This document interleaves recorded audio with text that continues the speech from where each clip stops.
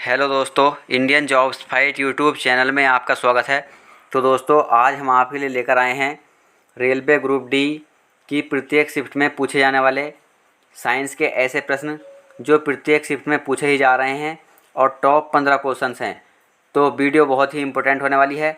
अगर आप चैनल पर नए हैं और अभी तक आपने हमारे चैनल को सब्सक्राइब नहीं करा है तो चैनल को सब्सक्राइब करना ना भूलें, क्योंकि हम आपके लिए डेली इम्पोर्टेंट वीडियो लाते रहते हैं जो आपके प्रत्येक एग्जाम्स के लिए काफ़ी मददगार साबित होती है।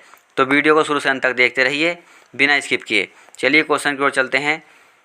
क्वेश्चन है, किसे जल को शुद्धतम बनाने हेतु प्रयोग में लाया जाता है? तो किसे जल को शुद्ध बनाने के लिए प्रयोग में लाया जाता है? विपरीत परासरण या रिवर्स परासरण? विपरीत परासरण या रिवर्स परासरण, ये इसका राइट आंसर हो जाएगा। नेक्स्ट क्वेश्चन है, सल्फर डाइऑक्साइड SO2 का अपेक्षित आणविक द्रव्यमान क्या है? तो ये क्वेश्चन प्रत्येक शिफ्ट में बार बार पूछा ही जा रहा है। ऐसे क्वेश्चन प्रत्येक शिफ्ट में पूछे ही जा रहे हैं रेलवे ग्रुप डी में।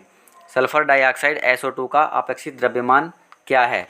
तो सल्फर डाइऑक्साइड का सूत्र होता है SO2 और S का द्रव्यमान होता है 32 प्लस O का 16 और 2 है तो यह बीच में गुणा आएगा तो 16 गुणा 2 हो जाएगा।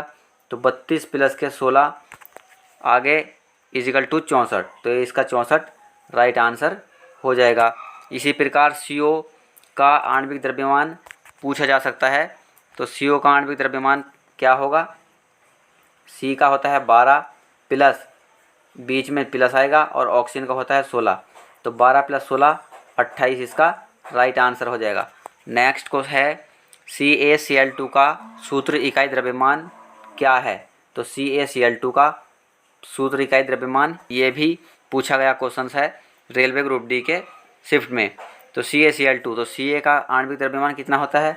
40 प्लस Ca का 40 होता है प्लस CaCl2 है ना, CaCl2 है तो Ca का 40 होता है, बीच में प्लस आ जाएगा प्लस और Cl2 तो Cl का 35 और गुणा 2 है तो गुणा 2, तो ये कितना हो जाएगा? 40 प्लस 70 लगभग 110 हो जाएगा।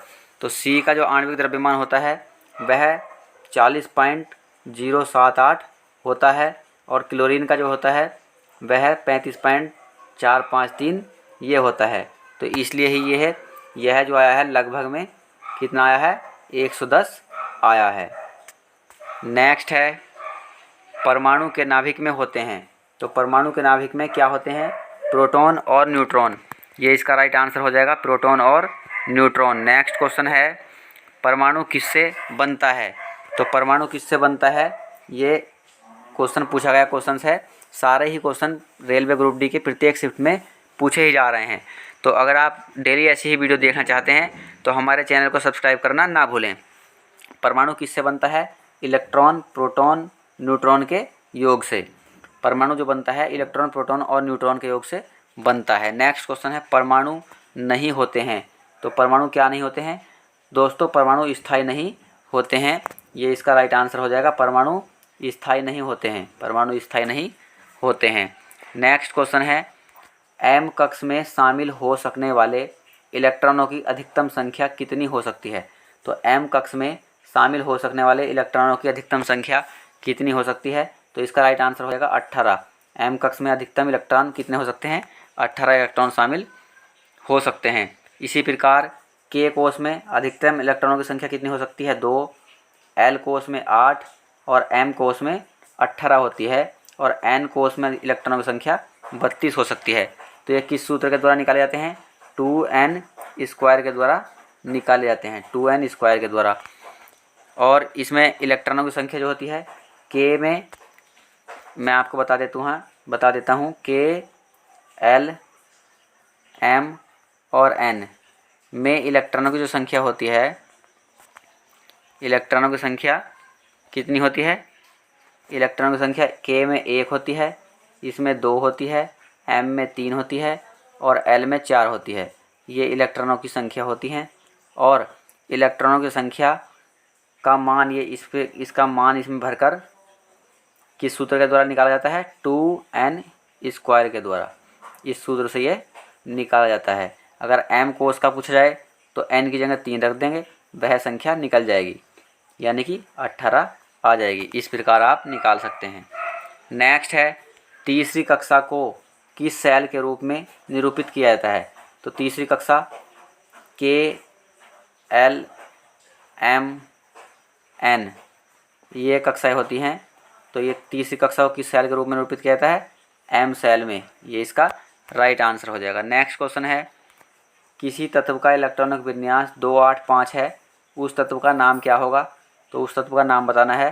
तो ये 8 और 2 10 और 5 15, 15 किसका होता है, फास्फोरस का। ये इसका राइट आंसर हो जाएगा, फास्फोरस इसका राइट आंसर हो जाएगा। नेक्स्ट क्वेश्चन है समान द्रव्यमान संख्या लेकिन विभिन्न परमाणु क्रमांक वाले परमाणुओं को किस रूप में जाना जाता है। तो किस रूप में जाना जाता है, तो इसका राइट आंसर हो जाएगा आइसोबार या समभारिक। आइसोबार या समभारिक ये इसका राइट आंसर हो जाएगा। नेक्स्ट क्वेश्चन है दोस्तों, वीडियो अच्छी लग रही हो तो लाइक कर दें और चैनल पर नए हैं तो चैनल को सब्सक्राइब करना ना भूलें। नेक्स्ट क्वेश्चन है डाल्टन का आंशिक दाब का नियम निम्न में से किस समीकरण पर लागू होता है। तो डाल्टन का आंशिक दाब का नियम निम्न में से किस समीकरण पर लागू होता है। तो इसका राइट आंसर हो जाएगा CO+H2। CO+H2 ये इसका राइट आंसर हो जाएगा, CO+H2। नेक्स्ट क्वेश्चन है पिच ब्लेड किससे संबंधित है। तो पिच ब्लेड किससे संबंधित होता है, ये इसका राइट आंसर हो जाएगा यूरेनियम से। पिच ब्लेड जो होता है यूरेनियम से संबंधित होता है। नेक्स्ट क्वेश्चन है क्रेस्कोग्राफ की खोज किसने की थी। तो क्रेस्कोग्राफ की खोज किसने की थी, J.C. बोस ने। ये इसका राइट आंसर हो जाएगा J.C. बोस ने। नेक्स्ट क्वेश्चन है बेंजीन में सिग्मा और पाई बंध की संख्या कितनी है।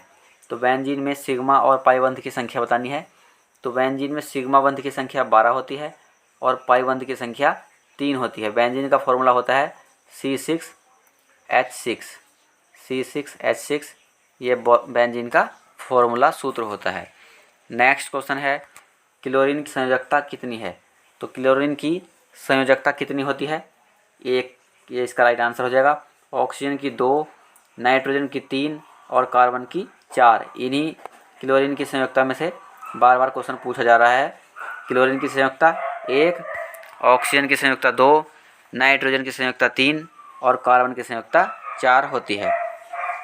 नेक्स्ट क्वेश्चन है क्यूप्रस ऑक्साइड Cu2O में कॉपर की संयोजकता क्या होती है। तो क्यूप्रस ऑक्साइड Cu2O में कॉपर की संयोजकता 1 होती है, 1।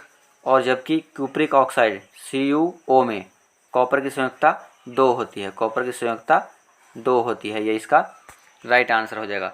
तो दोस्तों ये थे 15 क्वेश्चन जो आपके प्रत्येक शिफ्ट में रेलवे ग्रुप डी की पूछे जा रहे हैं और आगामी में भी पूछे ही जाएंगे। तो ऐसी वीडियो देखने के लिए हमारे चैनल को सब्सक्राइब करना ना भूलें। Thank you for watching.